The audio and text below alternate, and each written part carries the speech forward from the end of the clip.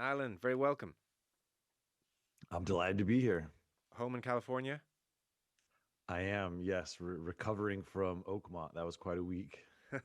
Was this a good US Open? It was a great US Open. I mean, what you want are players to be losing their minds, pushed to the breaking point, physically, emotionally, spiritually. We saw a lot of that.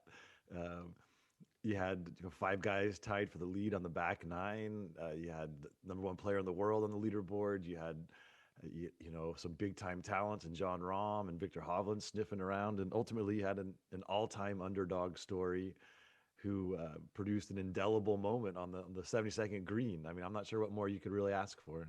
And were people enjoying it throughout? Because on Thursday, Friday in particular, we say even just, anecdotally and otherwise emails into the podcast, we had quite a few people saying, Oakmont's really boring. This is drudgery. It's supposed to be boring. It's the United States Open. The Masters is about drama and about, pyrotechnics, and the Open Championship is about creativity and shot making and surviving the elements that are always changing. The US Open is supposed to be a grind. It's supposed to be boring. It's a war of attrition. It's brutality. And if you don't like that, then just watch this week's, tournament in Connecticut when 25 under is going to win. But for 1 week a year, we get an absolutely suffocating golf course. We have the players are bleeding to death out there, and it's glorious. And if you don't like that, then you just don't like the U.S. Open. I think it's exposed you low level hate these guys, really. It's like a certain revenge for all the bad interviews.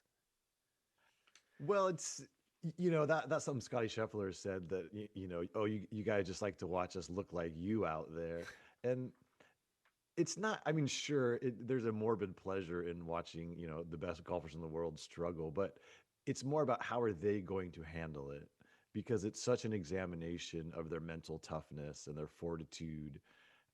And so it's not so much about wanting to watch the pros hit bad shots. It's about wanting to see if they can overcome that. Like, who has the toughness to keep going and to play through it? And in the end, not many guys do. And that's why it's so compelling. Phil Mickelson left the property on Friday. Um, Penny for his thoughts. You've literally written the book, his US Open relationship. A very painful one in the year where Rory McIlroy completes the career Grand Slam.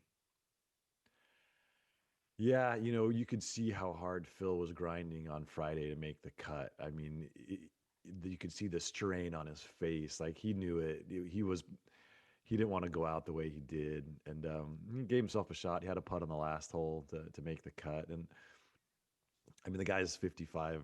Whatever. It's that he's even still hanging around and beating half the field. Essentially, it's impressive, and of course, it's always going to be the one that got away. It's defined him in as much as his Masters wins have, and this may not be the end. The USGA, they gave him a special exemption in 2021. He wound up not needing it because a month before the US Open, he won the PGA Championship.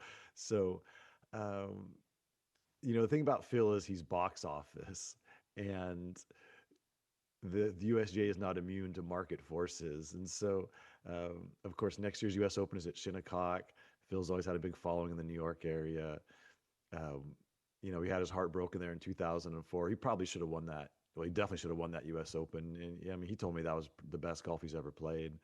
And, the greens were out of control, and Retief Goosen just managed to beat him. But I wouldn't be shocked if he got another go at it at Shinnecock. I could see that, and they could maybe quietly make it known this is it. This is the swan song, and kind of send him off with a little more pomp. But Phil's a polarizing figure, obviously, and he may have his detractors within the USGA, and we'll see if that comes to pass. Yeah. It was at Shinnecock where he hit the ball when it was moving as well, wasn't it? That's the other thing. That's the strike against him, because if Phil comes back, that clip's going to be played over and over, and the kind of highlights out, another setup screw up by the USGA. So that definitely works against him. When you say he's a polarizing figure, is he still, to your eye, Embraced as warmly by fans on the course when he's playing a typical US Open? No, I mean it's muted. Right. You know, he's definitely lost a subset of golf fans forever because of his advocacy for live golf, and fairly or unfairly, Phil's going to be remembered as a guy who broke golf in a lot of ways. You know, he was the highest profile player to go to live behind the scenes. As you know, I made pretty clear in my book Live and Let Die that he was a driving force behind the creation of live golf in so many ways. And so the traditionalists and the old school PGA Tour fans are never going to forgive him for that. So I couldn't say what percentage it is, but it's not minuscule. You know, he's lost golf fans forever, Yeah.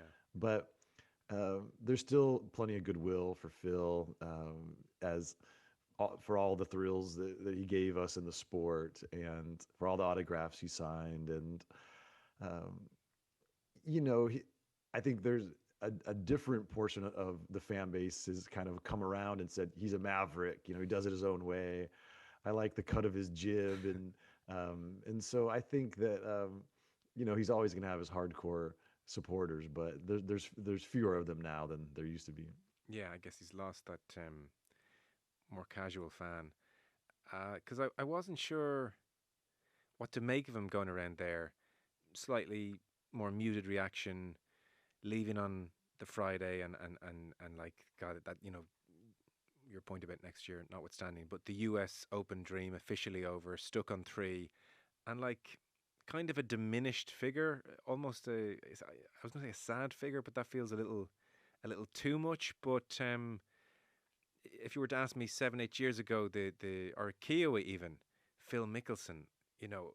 I was like, this guy's going to spend the next 20 years just being worshipped everywhere he goes. It's going to be so warm. It's like it's going to be the longest lap of honor you've ever seen, and it's very very different so quickly.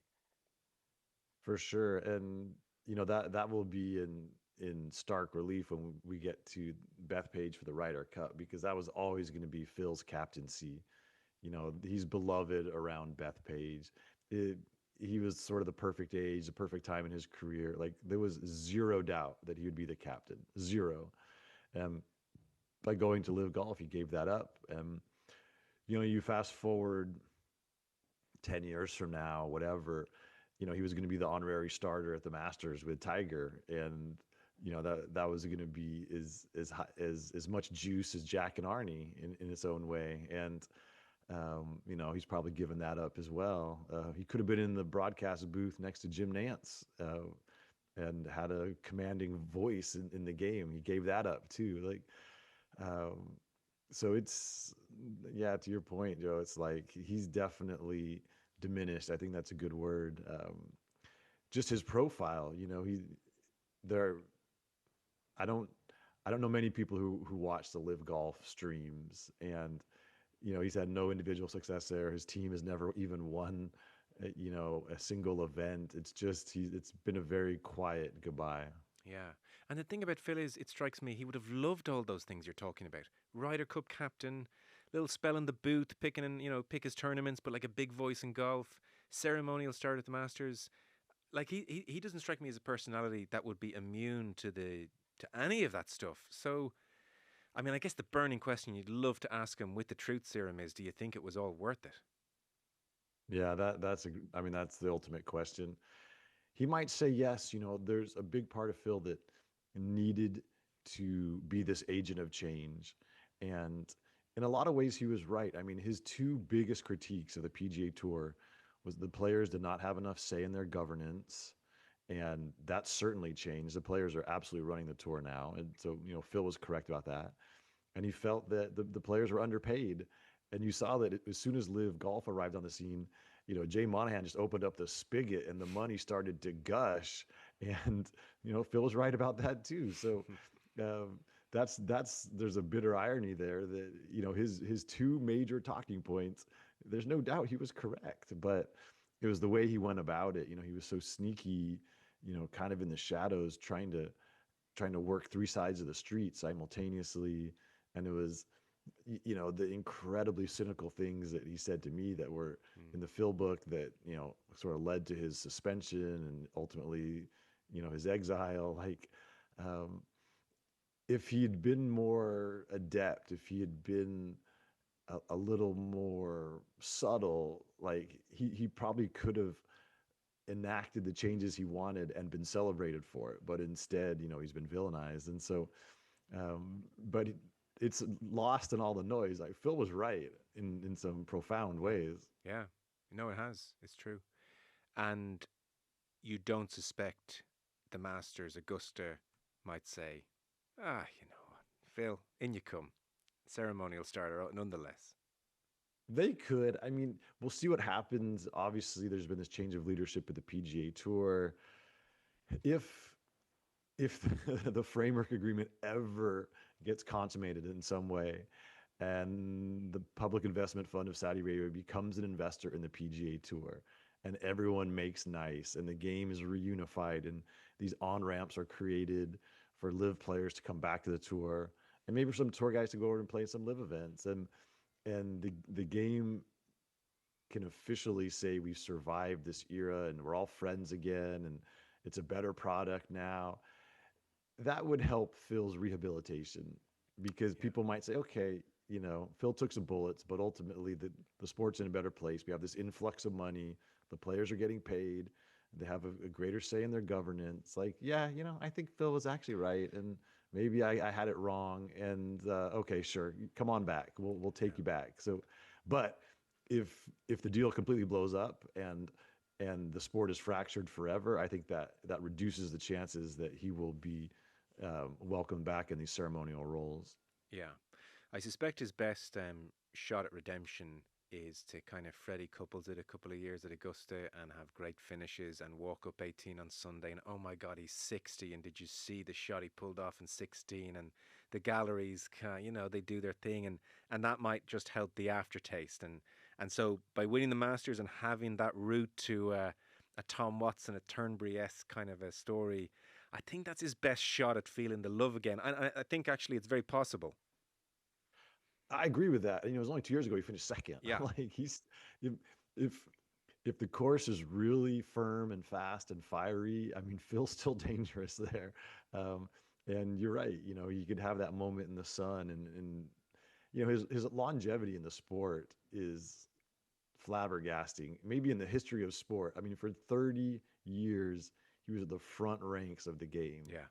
It's absolutely incredible. And so um, he's never quite gotten his due for that. And if he had one more run, like you're saying, I think that would help because Mm. let's face it. I mean, um, sports fans are forgiving.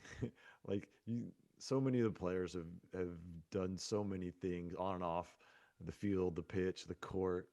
Uh, much worse than Phil's ultimate crime was really duplicity. He didn't break any laws.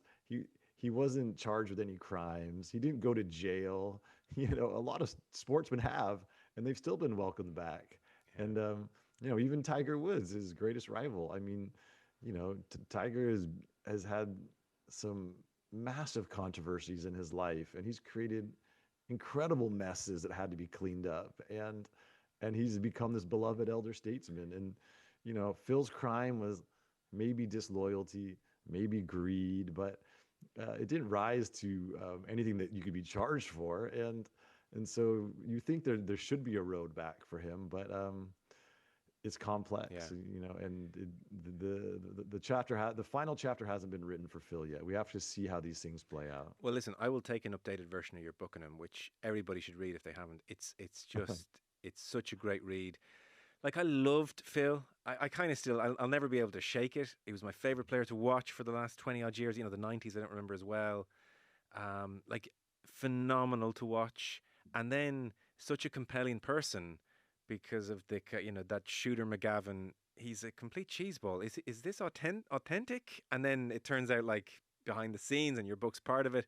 He's not that type of character at all. But he's maybe more interesting and likable. Therefore, because of it. So I just can't get enough of him. Like I a lot of the 2000s was like, is Phil as nice as he seems? And now everyone knows he's a complete rogue.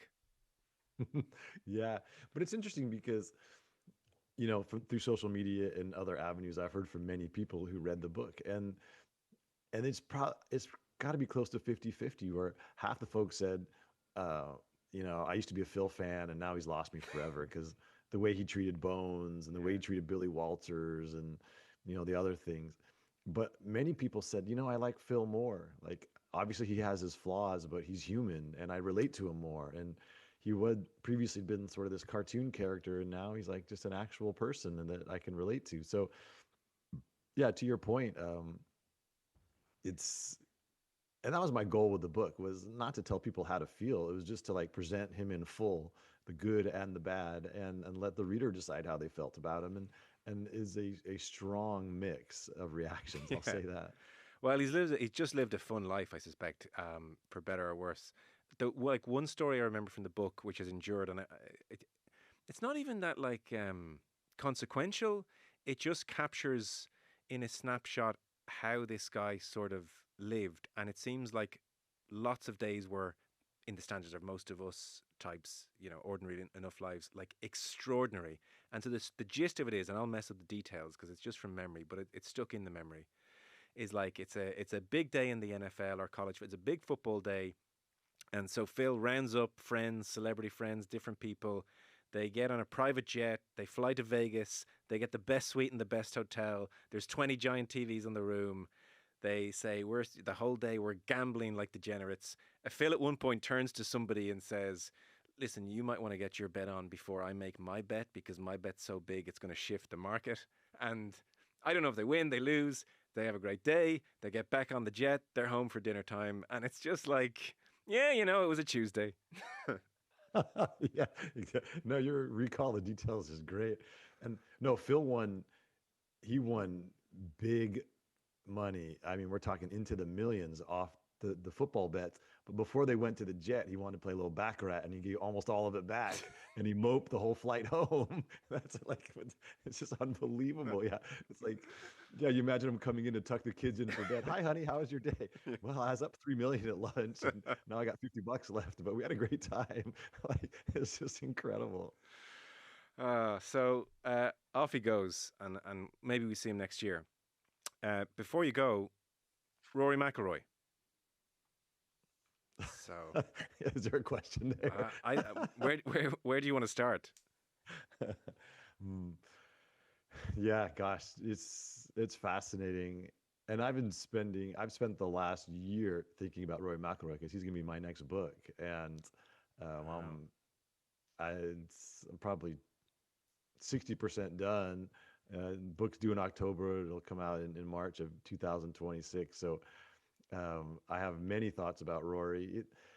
It's been fascinating to watch this existential crisis he's going through since the Masters, and um, everyone has a theory. I think there's a few things going on, and he talked about it. It's just the letdown of chasing this dream. Um, but when Phil won the Masters in 2004 to break through after a dozen years of being the best player without a major, and all the questions about him, and that was as cathartic a win as Rory's was, and Phil just kept going. I mean, he had his best year that year, and he came back and he won majors the next year and the year after. I mean, you don't have to have a huge letdown. um, uh, If anything, Obviously, we're better. if anything, we thought that's what was going to happen here. The wheels are off. The wheels are, the pressure's off. You'll Yeah, freewheel it, etc. yeah, that's what everyone thought for sure. Um, Rory's an emotional player, just like Phil was, and I think he's out of emotion. He just looks so flat out there on the golf course and off the golf course.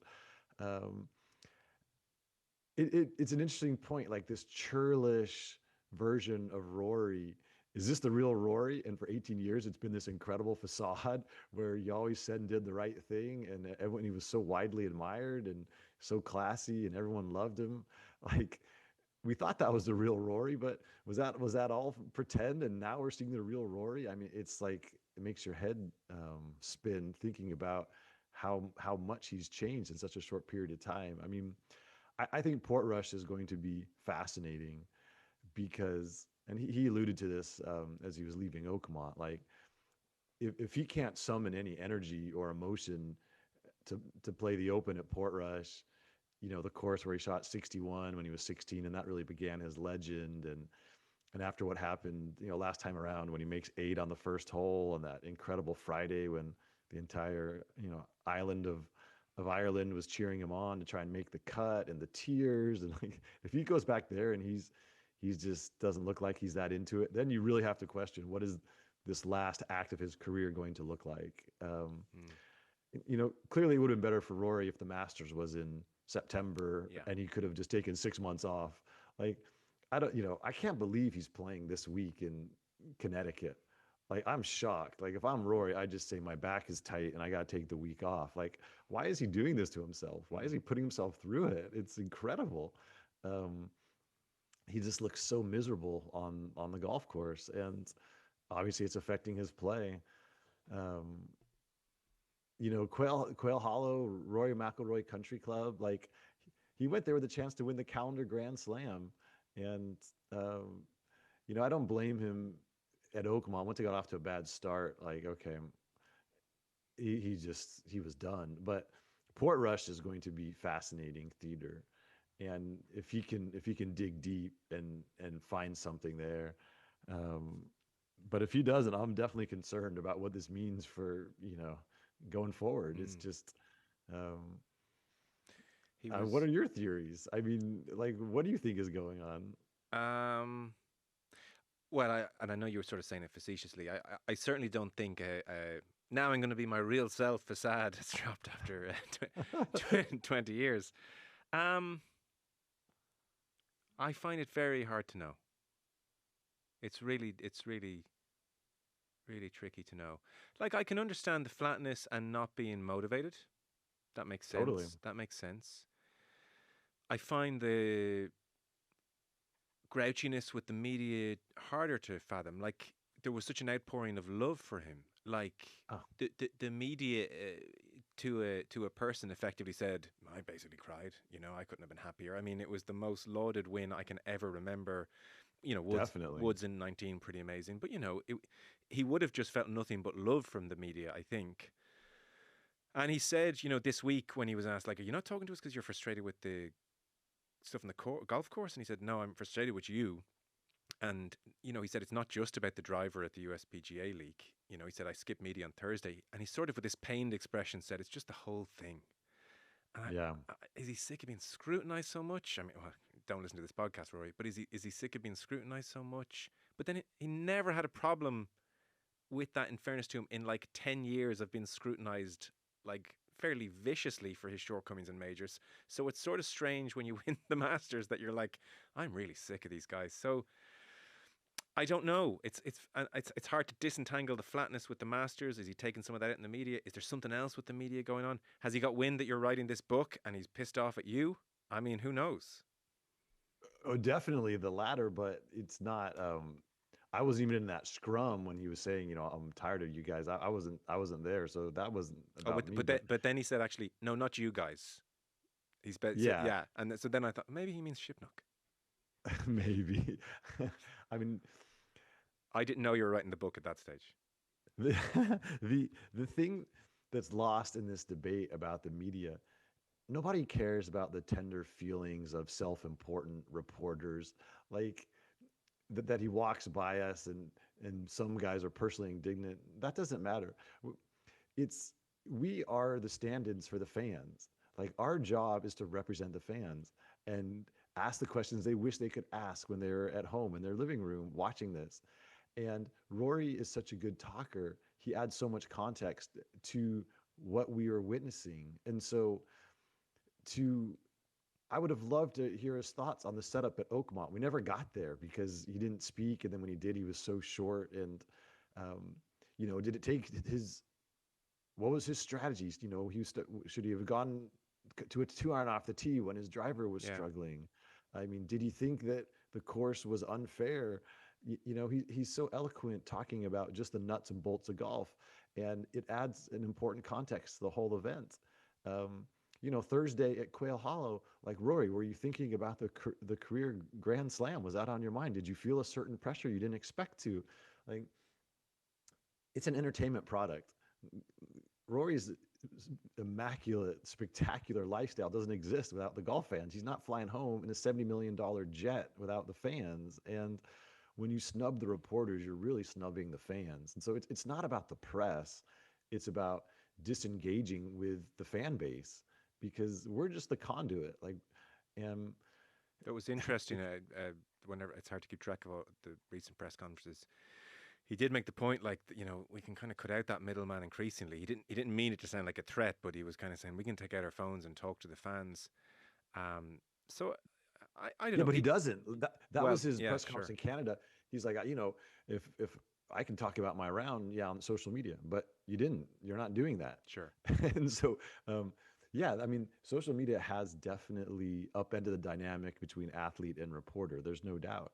But as you mentioned, the outpouring around the Masters, the context that so many reporters Yeah, were able to bring to the tale, like Rory doesn't have the depth of thought or the self-awareness to talk about some of these things. He's living it. He's not observing it.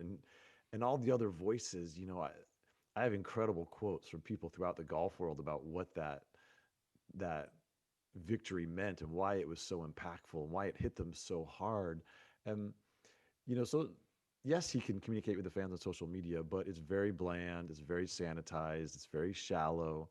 You still need storytelling, you still need other voices, you still need trained professionals to give these events the context they deserve. And if Roy just clams up, he's diminishing the the moment. He's diminishing the tournament. He's diminishing his own achievements, and it doesn't serve him well, and it doesn't serve the fans well. Nobody cares about the reporters. That's not what this is about. Sure, sure, sure. It's about this.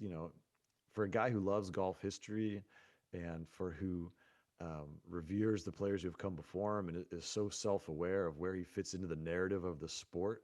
Um, if he doesn't want to talk anymore, then he's damaging all of that in a way that hurts himself. Yeah.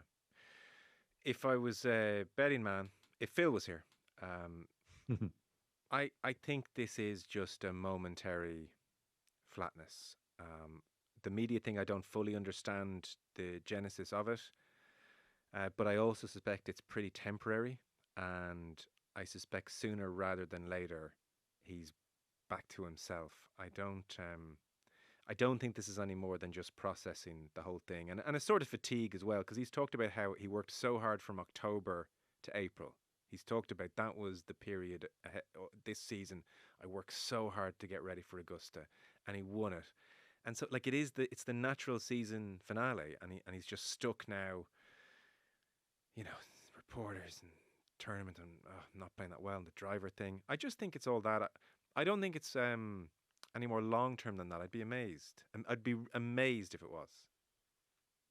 Well, I hope you're right. I mean, because Rory's been the best talker in the game for a long time, and he's elevated the sport with his perspective, and he's made it more fun for everyone to follow on this journey.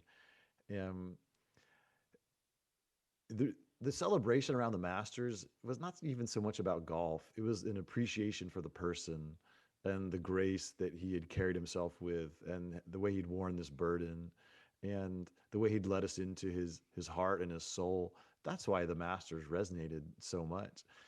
You know, Scotty Scheffler's victories at Augusta have been spectacular. I mean, he's played some of the best golf in history, but it doesn't have the impact because we just don't feel the connection to him. And it's no knock on Scotty Scheffler, who's a great human being, but it's the way Rory has let us in that has made people so invested in his accomplishments and his failures. And so it's been interesting to read on social media how people have quickly Yeah, said, I'm just I'm kind of over this guy. Like, 18 years of goodwill has in 2 months, a lot of it has been incinerated.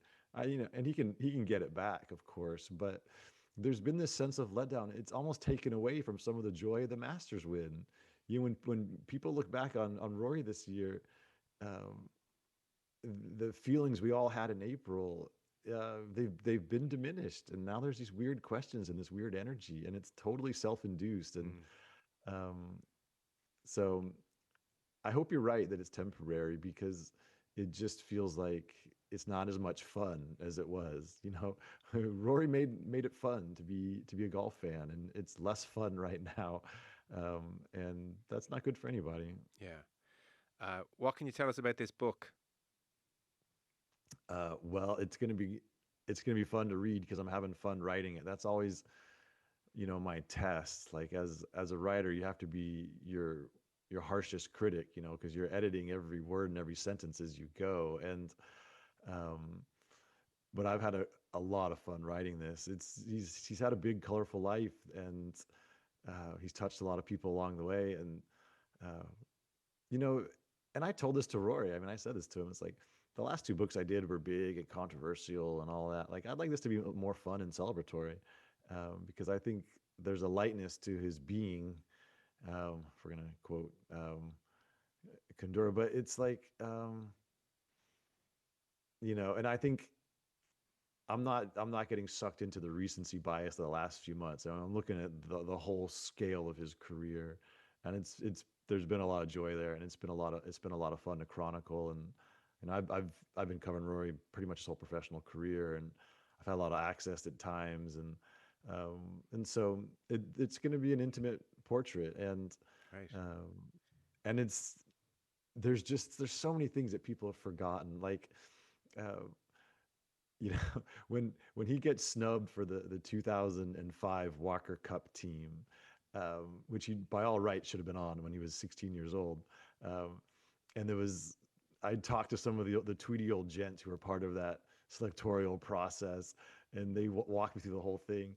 And then it's literally a few days later that Rory goes to Portrush and shoots 61 61. after the team is announced, and the heartburn and the agita for these guys. And then they go over to Chicago Golf Club, and they lose the Walker Cup by 1 point. Like, we should have taken Rory. And it's a great little chapter that just, takes two things that people kind of know about, but really Yeah. brings them to life in a fun way. And the blow by blow of the Portrush round is fun to recreate. And I had forgotten or never knew that that was Tuesday of the Open Championship at St. Andrews. So now you have, Darren Clark comes off his practice round. The first question's about Rory's 61, and he dashes off a text message to him, and it's just the details are so fun on some of the old stuff. And I've been inside the ropes at these biggest tournaments that he's won and lost, and going back and talking to the protagonists, the guys who were there playing with him and against him, and recreating all these events in a really fun, dynamic way. It's been great fun. I've really enjoyed this process. I still have a ways to go. I mean, it's actually a funny story, because I started working on the book a year ago, and this February, so now whatever, 5 months ago, I wasn't where I wanted to be, and I had a lot of stuff going on work wise, personally. And so I called my editor at Simon and Schuster, and I said, I need another year. Like, I I just the last two books, I've had this guillotine over my neck with these tight deadlines, and I just don't want to do that again. He's like, sure, no problem, whatever. And then, Rory wins the Masters, and I get a text that night from my editor. It's like, type faster, book is due in October. And it's like, ah. But um, it's been good. I needed that adrenaline. I kind of thrive on that, and I like deadlines. And that was part of the problem, is there was no deadline on the book. I was just kind of farting around, and so this has definitely gotten me focused. And the writing has been coming really fast, which also is a good sign. Like, the pace at which I'm typing tells me about my engagement Mm. level. And if I'm writing a Thursday story from the PGA Championship, sometimes it's a struggle, but this book has been pouring out of me. And so I know that people are going to enjoy reading it. There's just an energy I can feel when I'm typing that I think sort of transfers over to the reader. Oh, that sounds great. Because I was sort of joking earlier when I said maybe when he means the whole thing, he means your book. I must Yeah. say, if I was Rory McIlroy and I had read your Mickelson book and you came over to me and said, great news. I'm writing a book about you. I would be thinking, what? So, how does he feel about it all? Yeah, that's a natural reaction. I get that, and I had a bunch of conversations with Sean O'Flaherty, his agent, and you know, he basically from the beginning, their stance was, well, if it's not our book, we're not sure we want to participate. And I understand that. The two things that Rory would care about are money and control, and I'm offering neither one.